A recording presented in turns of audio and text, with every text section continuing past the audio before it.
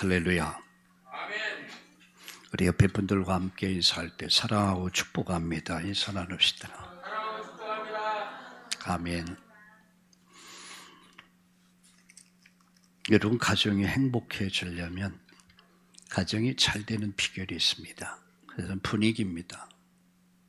분위기가 아주 중요합니다. 그래서 언제나 가정은 믿음의 분위기가 돼야 됩니다. 사랑이 있는 분위기가 돼요. 그리고 뭔가 소망이 넘쳐야 돼요. 우리 가정을 생각하면 뭔가 믿음이 있어. 소망이 있고 사랑이 넘쳐. 그럼 그 속에서 절대 아이들이 병들지 않습니다. 평안합니다. 가정은 믿음이 있어야 돼요. 분위기가 믿음의 분위기가 돼야 되고 소망의 분위기, 사랑의 분위기가 돼야 됩니다. 자녀를 나무를 할 때도 아이고 네가 이 바보같이 천치같이 축구같이 쪼다같이 그런 말 함부로 하면 안 돼요. 너는 된다. 너는 되고 있어. 넌 될 거야. 이게 믿음과 소망과 사랑의 분위기입니다. 여러분, 교회가 그래요. 교회도 이게 뭐가 믿음의 분위기가 돼야 돼요. 소망이 보이고 사랑이 보여야 돼요. 그냥 푹 안기는 것 같아. 여러분이 어느 교회를 갔을 때 그 교회가 뭔가 믿음이 딱 보여. 장로님들 봐도 그렇고 군사님들 봐도 그렇고 집사님들 얼굴에 믿음이 다 보여. 소망이 보여. 사랑이 보여. 그러면요, 그 교회는 되게 되어 있습니다. 교회를 봐도 믿음의 분위기가 아니야. 소망이 없어. 사랑이 없으면 그러면 안 됩니다. 교회도 가정도 여러분 사회도 국가도 똑같아요. 뭔가 국민이 대통령을 향하여 믿음이 딱 가. 뭐가 소망이 보여. 뭐가 느끼는 사랑이 보여. 그런 국민들은 복을 받을 수밖에 없습니다. 여러분의 인생이 정말 믿음과 소망과 사랑이 넘치기를 주의 이름으로 축원합니다. 그래서 오늘도 믿음과 소망, 사랑으로 가득해지시기를. 여러분이 남편이 여러분을 볼 때에 그렇게 보여야 돼요. 또 아내가 남편을 볼 때에 그렇게 보여야 돼요.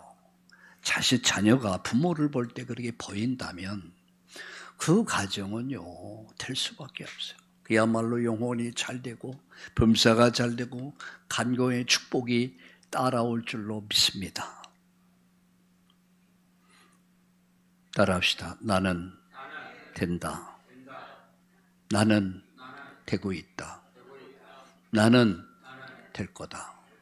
왜 그렇습니까? 우리가 주 안에 있기 때문에, 주님 안에 있기 때문에 나는 될 수밖에 없는 거예요. 되어지고 있습니다. 앞으로 되어질 겁니다. 믿습니까? 여러분 가정도 마찬가지예요. 지금은 좀 어려울 수 있습니다. 환경이. 여러분의 산업도 마찬가지예요. 교회도 마찬가지입니다. 그래서 언제나 믿음과 소망과 사랑이 넘치는 여러분 인생이 되어지고 가정이 되어지고 우리 교회가 되어지고 나가서 우리 나라 이 민족이 다 되어지기를 예수님의 이름으로 축원합니다. 여러분 참 신앙이 과연 뭐라고 생각하십니까? 참 신앙이라고 하는 것이 과연 기준이 뭐냐? 지난주 금요일 저녁에 제가 간단하게 말씀을 드렸습니다. 다니엘 3장에 보면 사드락, 메삭, 아벳느고가 전쟁 포로로 바벨론에 끌려갑니다. 근데 그곳에서 하나님 은혜를 입어요.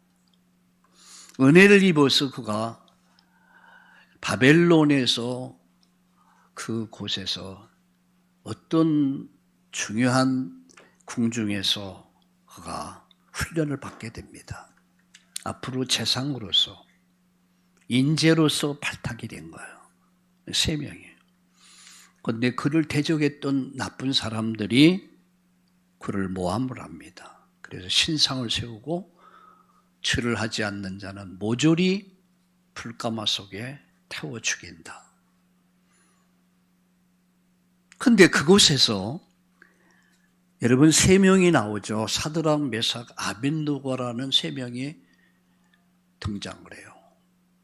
느부갓네살 왕이 아주 총애하던 3사람이었어요. 이렇게 말합니다.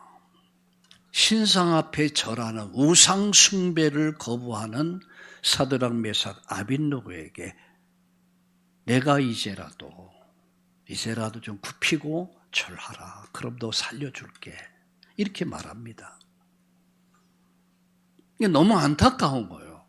너무너무 총애하는데 이 법에 의하면 왕이 조서를 내렸단 말이야. 도장을 찍었단 말이야. 그래서 모조리 신상 앞에 거부하는 자는 불가마 속에 집어 태워 죽여요.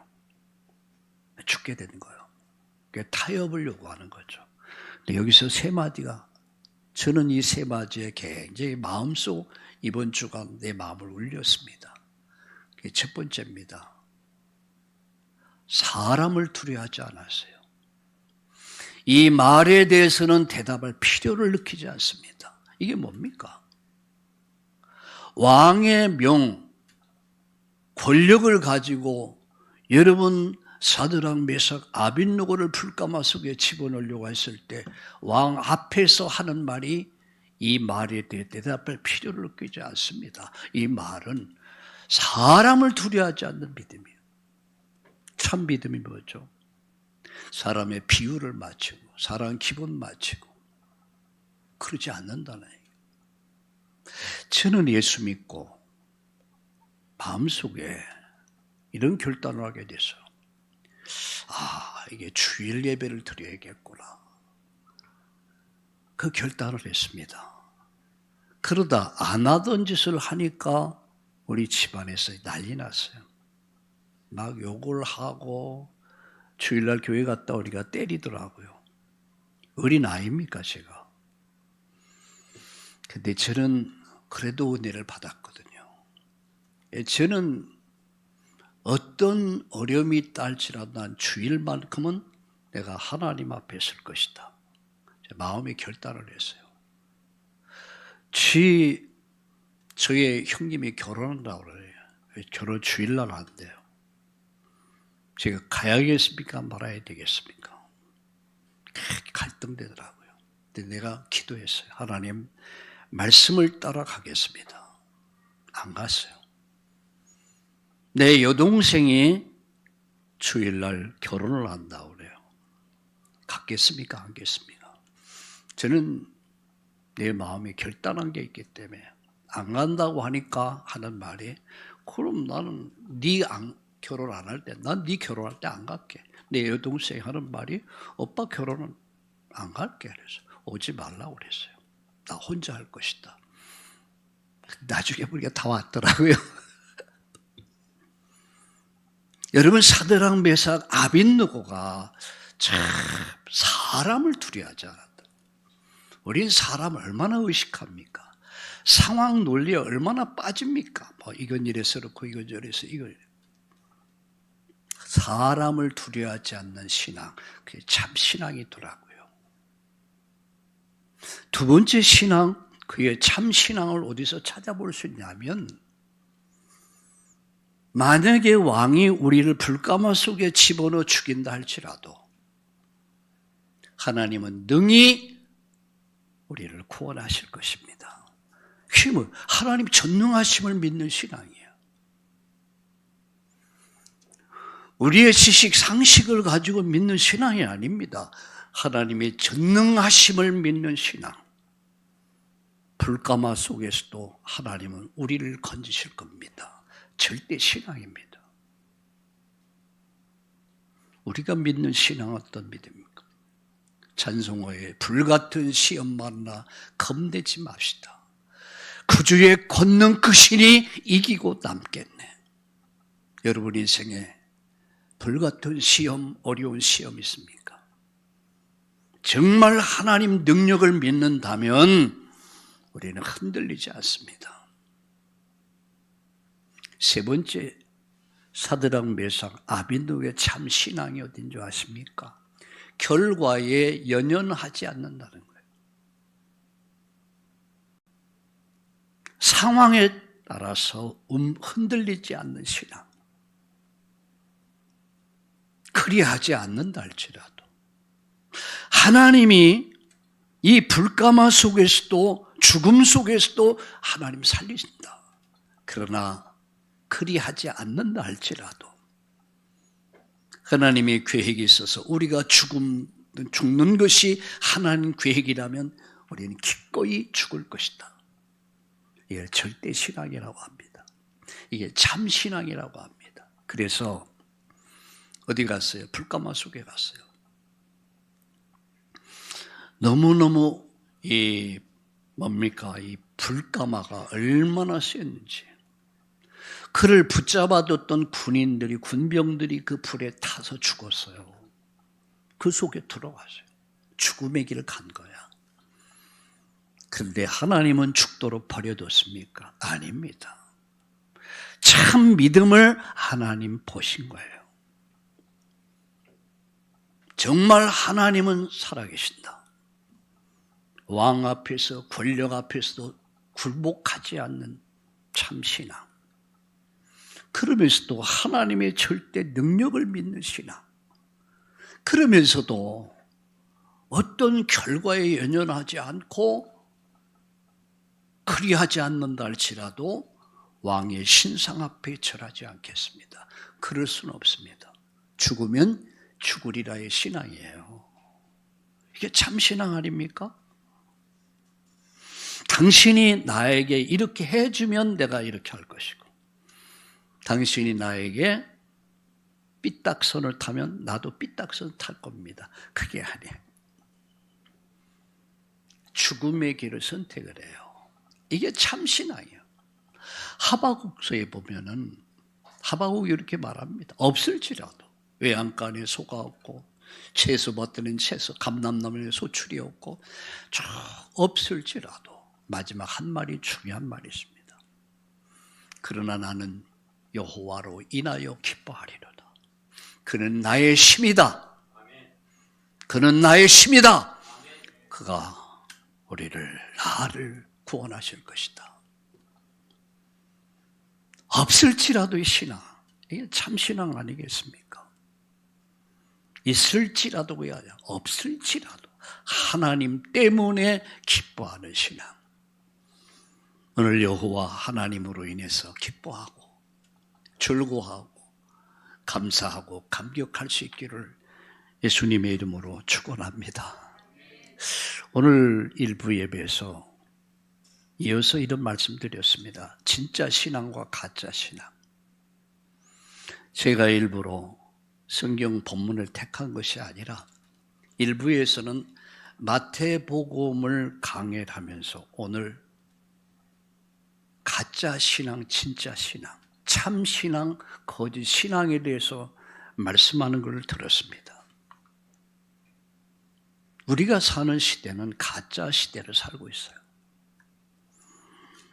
얼마 전에 보니까 뉴스에 보니까 중국에서 가짜 쌀을 만들더라고요.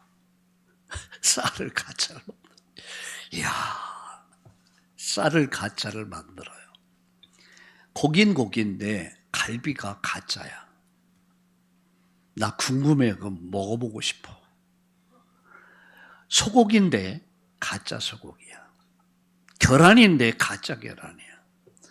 이건 뭐 하나가 제대로 바른 게 없어요. 가짜 투성이야. 자기들도 가짜가 뭔지 모른대. 이야. 그런데 우리가 사는 시대에는 가짜 세상을 살고 있어요. 우리가 사는 신앙생활도 가짜 신앙일 수 있어요. 그래서 마태복음 7장에 보면 산상수훈 맨 마지막에 이렇게 말씀합니다. 거짓 선지자들을 삼가라. 가짜를 삼가라니. 가짜 목사, 가짜 신학자, 가짜 중직자, 가짜 교회가 많다는 얘기예요.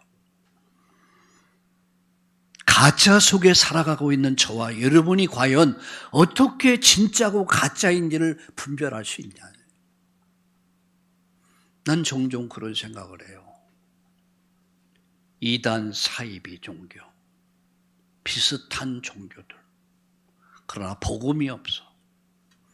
가짜에 현혹되고 가짜에 세뇌돼 가지고 그 속을 방황하다가 마지막 죽음이 오고 마지막 심판대 앞에 섰는데 가짜야. 나는 너를 도무지 알지 못하. 오늘 일부 메시지였습니다. 나는 너를 도무지 모르겠다. 내 이름은 천국에 없어. 여러분 얼마나 허탈할까. 세상의 모든 사람들이 말했어요. 저분만큼은 반드시 구원받았을 거야. 저분만큼은 반드시 하늘나라 갔을 거야. 그런데 그가 죽음의 자리에 딱 섰을 때 여러분 구원의 자리에 이르게 되는데 거기에는 내 이름이 없어. 여러분 얼마나 억울하겠습니까? 저는 제가 목회하던 곳이 천주교랑 아주 가까운 곳이었어요. 50m, 100m 속에 한 100년 된 천주교회가 있었습니다. 교회당 여러분 위층에서 쭉 쳐다보면 신부들, 수녀들이 왔다 갔다 해요. 핏기가 하나도 없어. 제가 볼 땐 그랬습니다. 생기가 없어. 어쩌면 그들은 알아요. 그러나 바꿀 수가 없어. 바꿀 수가 없어요. 그게 잡혀버린 거예요. 인생을 여러분 어떤 돈을 사기를 맞았다. 여러분 회복할 수 있는 가능성이 있어요. 근데 내가 잘못 선택해서 그 종교가 거기에 구원이 없다라면, 내가 구원받지 못한다라면 여러분 그것만큼 억울할 것이 어디 있겠습니까? 눈을 떴는데 죽었는데 내 눈을 떴는데 지옥이야. 여러분 땅을 치고 통곡한들 그때는 이미 기회가 지나갔습니다. 그게 오늘 일부 메시지였습니다. 진짜가 뭡니까? 가짜가 뭡니까? 구분하는 방법 첫 번째 뭔지 아세요? 열매를 보면 알아. 열매를 보면 그 나무가 무슨 나무인지 알 수 있듯이 그 사람 삶에는 반드시 변화가 옵니다. 그 변화된 삶을 갈라디아서 5장 22절 23절에 보면 성령의 열매는 이렇게 나와요. 사랑과 희락과 화평과 자비와 오래 참음과 9가지 열매가 다 나와. 구원받은 자의 증거가 뭐냐? 열매다 말이야. 가짜의 증거가 뭐냐? 열매가 없다는 얘기예요. 삶이 없다는 얘기예요. 그가 목사일 수 있습니다. 성경은 거짓 선지자라고 그랬어요. 구약의 잘못된 선지자들이 그 얘기예요. 잘못된 목회자. 주여 주여를 할 수 있습니다. 귀신들로 내쫓고 병든 자 치유하고 온갖 기적과 이적을 행하고 수많은 군중들이 따를 수도 있단 말이에요. 근데 난 널 모른다 했어요. 그들이 뭐가 없었습니까? 열매가 없어. 가짜야. 가짜야. 교회도 가짜 교회가 있습니다. 목사도 가짜가 있습니다. 성도들도 가짜가 있습니다. 나는 어떤가? 저는 이 말씀을 준비하면서 나는 진짜일까 가짜일까 고민을 많이 해봤어요. 나는 진짜 목사일까? 나는 가짜 목사가 아닐까? 나는 마태복음 7장이 얘기하고 있는 예수님 말씀하고 있는 가짜 목사가 아닐까? 이런 생각을 좀 하면서 나는 과연 열매를 맺고 있는가? 그때 예수님이 이런 말씀을 했습니다. 주여 주여 하는 자마다 다 천국에 들어갈 것이 아니요 아버지의 뜻대로 행하는 자야 천국에 들어간다. 아버지 뜻이 뭡니까? 여러분, 아버지 뜻이 뭐예요? 아버지의 뜻은 회개하는 겁니다. 우리가 정말로 회개하는 것, 돌이키는 거예요. 그리고 주 예수를 믿는 것입니다. 그리고 그 말씀을 따라 살아가는 거예요. 그게 아버지 뜻이에요. 그러나 주여 주여는 했습니다. 그리고 주의 이름을 빌려가지고 복음을 이용해가지고 장사를 했습니다. 사리 사욕을 취하면서 온갖 욕망에 사로잡혀서 그를 수많은 사람들이 따랐습니다. 그런데 마지막 날 예수님 모른다고 합니다. 나는 너를 모른다. 마태복음 7장입니다. 마지막 산상 부분에서 마지막 하신 말씀이에요. 아버지의 뜻은, 아버지의 뜻이 뭘까요? 다시 말씀드립니다. 회개입니다. 회개하는 겁니다. 회개해야 합니다. 내가 죄인인 것을 하나님 앞에 고백하면서 하나님 우리에게 주신 예수 그리스도를 믿는 거예요. 그리고 그분의 말씀을 따르는 것, 실천하는 것, 그게 아버지의 뜻입니다. 그리고 그는 말씀 위에 자기 인생을 건축합니다. 반석 위에 지은 집을. 여러분, 비바람이 불고 태풍이 불라 할지라도 반석 위에 집은 주초가 든든하기 때문에 절대 무너지는 법이 없습니다. 우리의 신앙은 어디다 나를 세우고 있습니까? 세상의 학문입니까? 아니면 돈입니까? 아니면 젊음입니까? 내 인생을 어디다 세우느냐? 어디다 건축하느냐? 진짜 신앙은 열매가 있어집니다. 그 열매가 뭐라고 그래서 성령의 9가지 열매.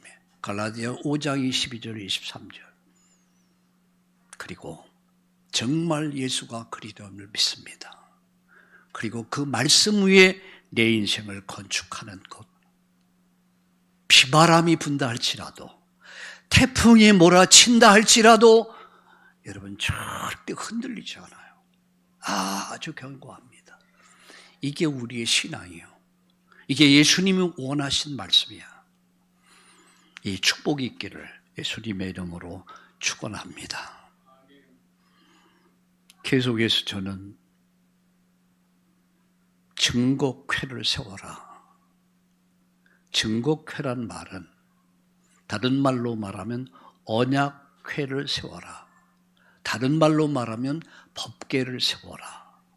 그런 말씀입니다.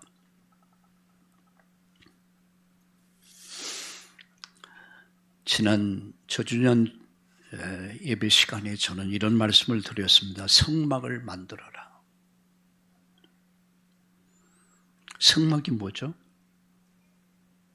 하나님이 거하실 처소예요. 하나님이 이스라엘 백성들을 만나기 위한 장소. 그게 성막입니다. 회막이라고도 하죠. 그것이 성전으로, 그것이 교회로 발전되죠.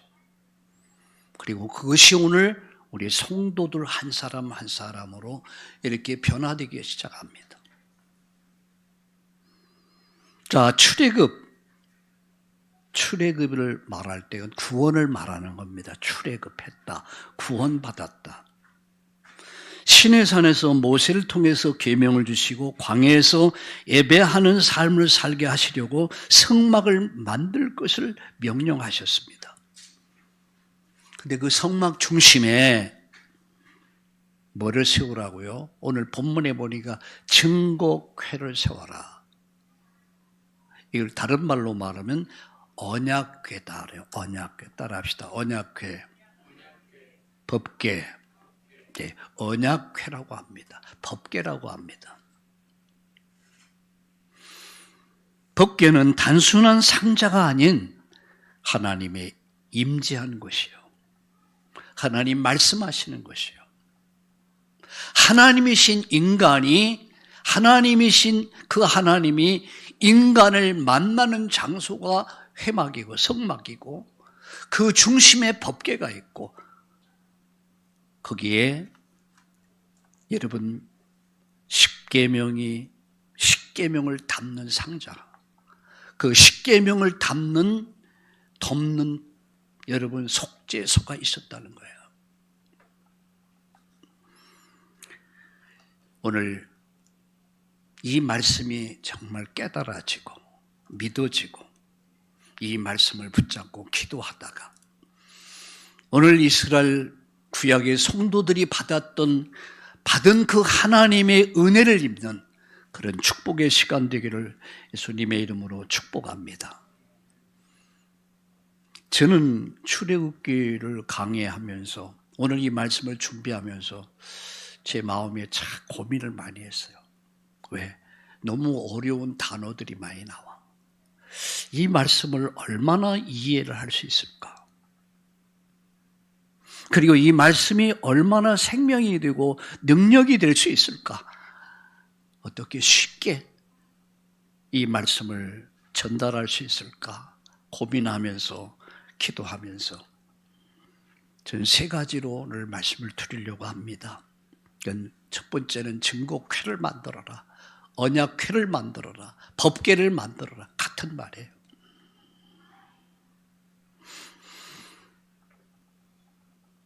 이 언약궤를 어떻게 만듭니까? 조각목으로 만들었어요. 조각목. 이 조각목은 썩지 않는 나무예요. 아카시 나무와 비슷한데 썩지 않는 나무. 그리고 그 나무를 법궤 상자를 만들고 거기다 뭘로? 금을 칠을 했습니다. 금을 딱 칠을 했어요. 썩지 않는 나무. 순결한 금속으로 만들어졌다는 거예요. 그것은 법궤는 무엇을 상징합니까? 예수님의 신성과 인성을 상징하는 거예요. 예수님을 말씀하는 것이 법궤입니다.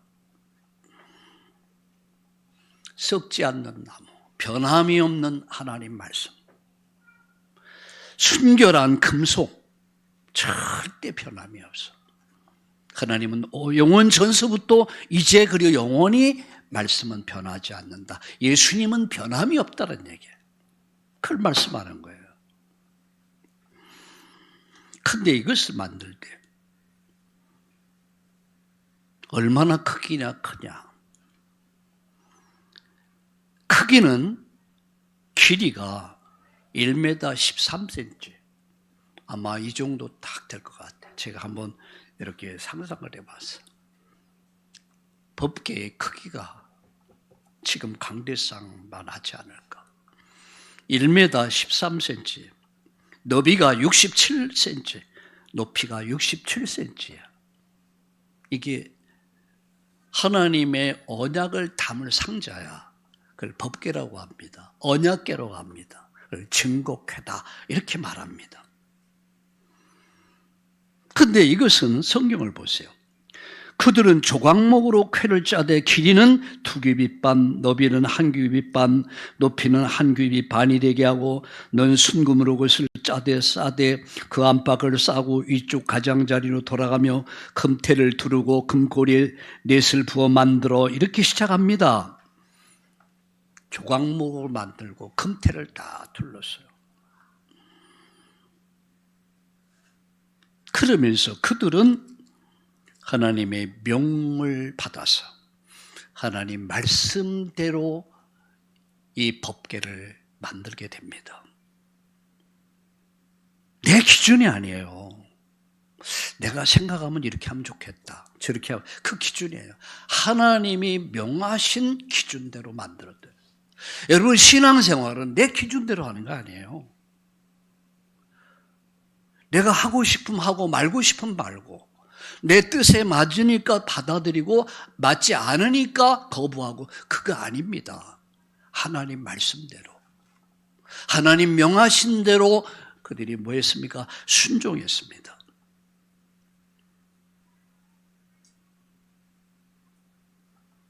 또한 쾌를 운반할 고리와 채를 준비합니다.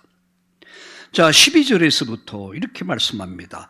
금고리 넷을 부어 만들며 그 네 발에 달되 이쪽에서 두 고리 저쪽에 두 고리를 달며 조각목으로 채를 만들어 금으로 싸고 그 채를 쾌의 양쪽 고리에 꿰어서 꾀를 매게 하며 채를 쾌의 고리에 맨 대로 두고 빼내지 말지며, 이렇게 말씀합니다. 쾌를, 법궤를 운반할 고리와 채를 준비했습니다. 이 법궤는 고정된 것이 아닙니다.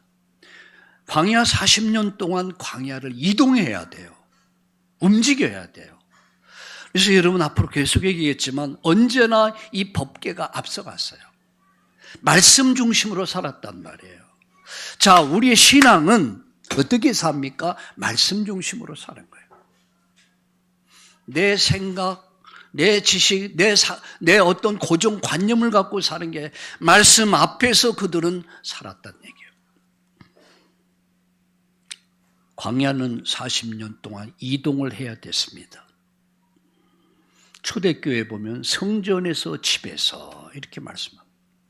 성전에서 예배가 가정으로 연결되는 거예요.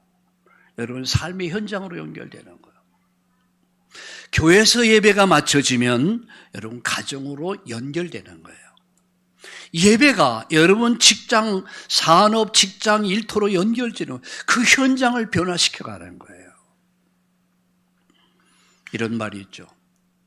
주일날은 교회에 성도들이 가득한데 평일날 현장에는 성도들이 한 명도 없다. 무슨 말하는 거예요? 그는 하나님 말씀하고 멀다는 얘기예요. 광야를 이동하기 위해서 이 법궤를 움직이도록 매도록 만들었듯이 성전에서 예배가 맞춰지면 여러분 가정, 직장, 일터, 산업의 현장에서 예배가 계속되는 거예요. 이 말은 우리 삶이 곧 예배란 말이에요.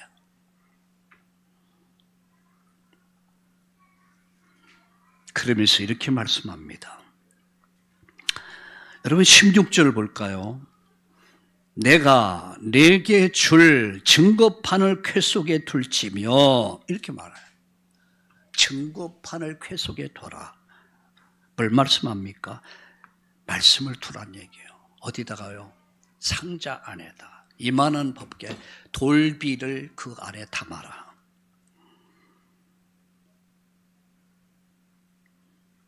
요한복음 1장 4절에 보니까 그 안에 생명이 있으니 그 생명은 사람들의 빛이다. 그 안에 뭐가 있으며? 생명. 말씀 안에 뭐가 있습니까? 생명이 있단 말이야.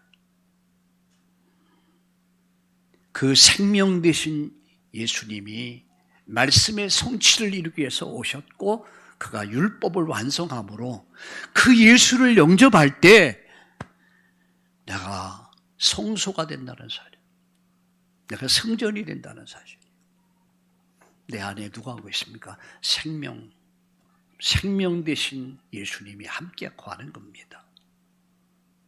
네가 하나님의 성전인 것과 하나님 성령이 네 안에 계신 것을 알지 못하느냐.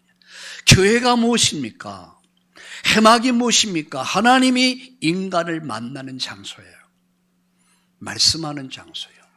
성전이 뭡니까? 인간이 하나님을 만나는 장소예요. 하나님 예배하는 장소예요. 말씀을 받는 장소예요. 여러분 교회가 뭡니까? 하나님을 예배하는 장소예요. 하나님 말씀을 받는 장소예요. 은혜를 받는 장소가 뭐예요? 교회입니다. 공동체가 모이는 교회. 그래서 교회를 우리가 늘 돌보고 깨끗하게 하는 이유가 뭐예요? 예배하기 위해서. 예배를 수종두는 분들은 다 복을 받은 분들입니다. 아무나 할 수 있는 게 아니에요. 그 안에 말씀을 둬라. 내 안에 지금 무엇이 있습니까? 말씀이 있습니까? 오늘 하나님 주시는 생명의 말씀을 받는 그 말씀을 받을 때에 내가 사는 역사가, 살아나는 역사가 일어날 줄로 믿습니다. 두 번째입니다. 두 번째 이렇게 말씀하죠. 17절을 보세요.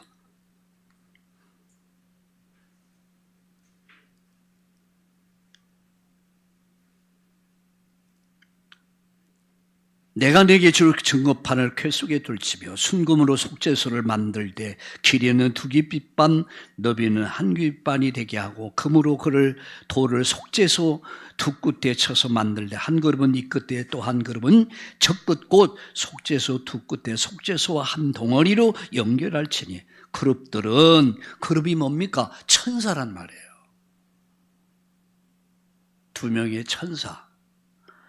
자, 그룹들은 그 날개를 높이 펴서 그 날개로 속죄소를 덮으며 그 얼굴을 서로 대하여 속죄소를 향하게 하고 속죄소를 궤 위에 얹고 내가 네게 줄 증거판을 궤 속에 넣으라 이렇게 말씀합니다.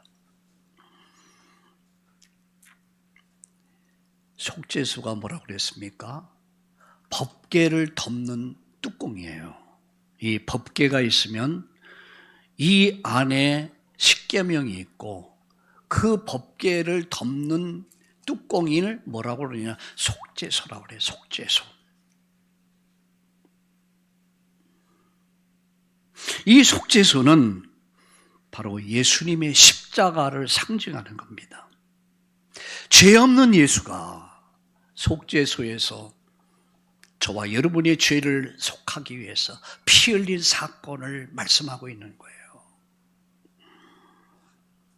순금으로 만든 속죄소. 로마서 3장 23절을 한번 같이 읽어보겠습니까? 로마서 3장 23절. 우리 다 함께 성경을 같이 읽어보겠습니다. 로마서 3장 25절. 로마서 3장 25절을 같이 읽어보겠습니다. 같이 읽겠습니다. 25절 시작.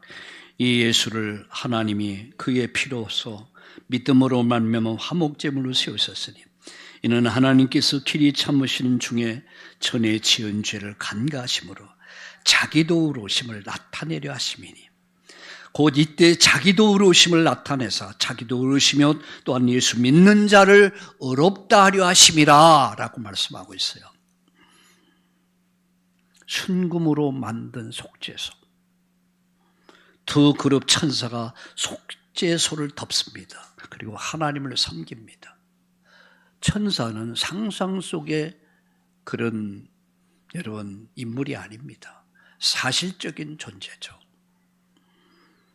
모든 천사는 부리는 용으로 하나님을 수종들기 위해서 또 하나님의 자녀를 보호하기 위해서 인도하기 위해서 하나님이 이끄는 존재가 천사입니다. 그런데 법궤를 덮고 있어요. 속죄소를 천사가 다 덮고 있어요. 자, 속죄소는 뭐냐? 대제사장이 피를 뿌리는 장소가 속죄소야. 히브리서 9장 12절. 우리 성경 하나 찾아보겠습니다. 히브리서 9장 12절.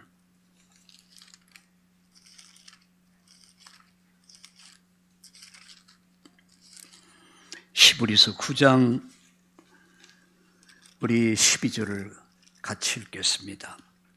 페이지수로는 361페이지가 되겠습니다. 같이 읽겠습니다. 염소와 송아지의 피로 하지 아니하고 오직 자기 피로 영원한 속죄를 이루사 단번에 성소에 들어가셨느니라. 영원한 속죄를 이루셨다. 여러분, 이 말은 단번에 예수님이 십자가에 피 흘려 죽으심이 영원한 속죄라는 사실. 다시는 송아지, 다시는 양이 여러분 희생할 필요가 없어요. 왜? 예수님이 단번에 영원한 속죄를 이루셔서. 이 속죄소는 대제사장이 1년에 한 번 이스라엘의 모든 죄를 속하는 장소가 이 장소야. 여기서 죄가 덮어지는 거예요. 죄가 덮어지는 장소. 바로 십자가입니다. 십자가의 도가 멸망하는 자들은 어리석지만 여러분, 십자가의 도를 통해서 인간의 모든 죄가 덮여지는 거예요.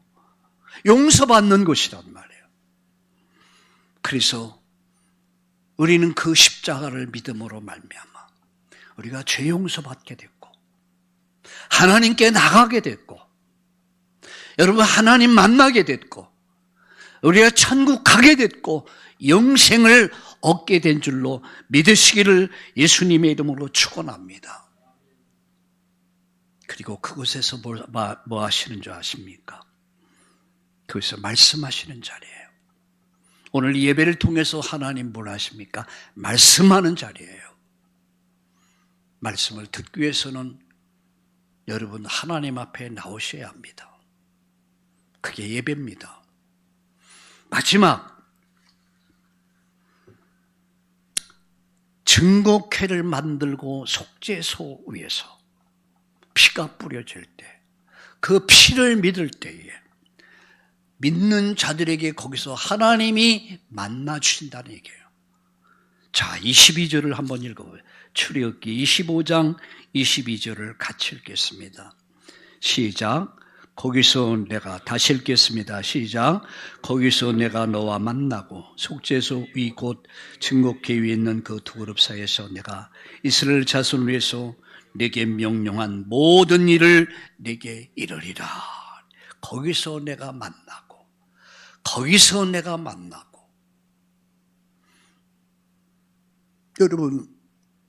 여러분이 인터넷으로 예배 드릴 수 있습니다. 때로는 부득이할 때. 그러나 올바른 예배는 대면 예배입니다. 내가 거기서 만나고 언약이 있는 장소, 내가 거기서 만나고 내가 거기서 만나줄 것이다라는 얘기예요.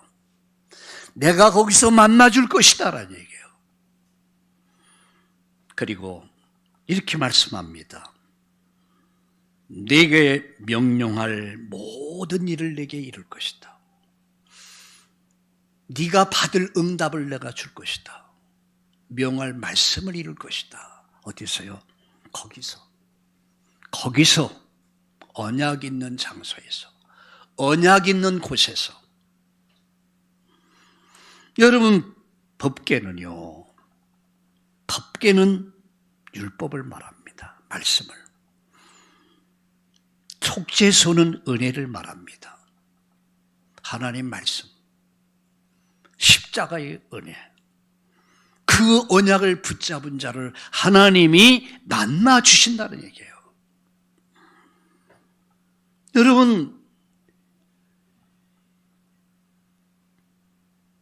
속죄소, 법궤와 속죄소. 하나님 만나 주시고 그 만남이 이루어지는 곳이 법궤란 말이에요. 하나님께서 말씀하시는 그것이 바로 법궤란 말이에요. 하나님 은혜가 임하는 장소가 바로 법궤란 말이에요. 하나님이 말씀하십니다. 속죄소 위에서 죄가 해결된 자리, 그 자리에서 주님 말씀하시고 은혜를 주십니다. 말씀을 마칩니다.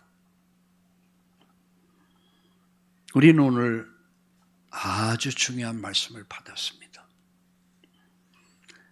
지난주 시간에 너는 성막을 만들어라. 그들은 회막을 만들었습니다. 회막을 만들면서 그들은 제일 먼저 한 것이 법궤를 만들었습니다. 법궤는 말씀이 있는 것이에요. 거기에 하나님 은혜가 있는 것이에요. 십자가에 복음이 있는 것이에요. 이 말씀을 붙잡은 자, 십자가의 언약을 붙잡은 자 속에 하나님이 임하셔서 하나님 말씀하십니다. 그리고 은혜를 주십니다. 창세기 4장에 보면 가인과 아벨이 하나님 앞에 제사 지내는 장면이 나옵니다. 가인의 제사는 화려했습니다. 아마 굉장히 화려하고 아름다웠습니다. 아벨의 제사는 양 한 마리였습니다. 근데 하나님은 아벨의 가인의 제사는 받지 않았어요. 하나님이 응답하지 않았어요. 하나님 누구의 제사요? 아벨의 제사를 받으셨어요. 여러분 궁금하시죠? 어떤 분들은 정성이 부족해서 그래서 하나님 안 받았다 여러 가지 설이 많습니다. 그래 정말 그것입니까? 정성이 모자라서입니까? 왜 화려한 제사를 받지 않았을까? 화려하고 아름다운 것이 세상으로 봤을 때 화려하고 아름다운 것 같지만 하나님 보실 때는 가장 중요한 게 없었어요. 말씀이 없었어요. 아담과 하와를 통해서 전래된 말씀, 십자가 복음.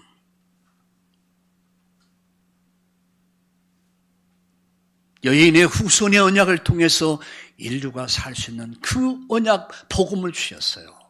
용서받을 수 있는 은혜를 주셨어요. 근데 가인의 제단 피가 없었습니다. 생명이 없었어요.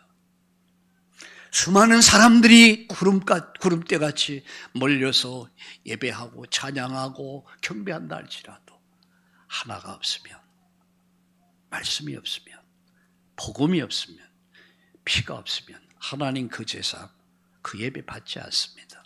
그러나 초촐해도 한 사람 두 사람이라 할지라도 여러분 이 말씀을 마음에 담고 십자가의 복음을 믿고 그 말씀 앞에 머리 조아리는 이게 하나님은 임재하십니다.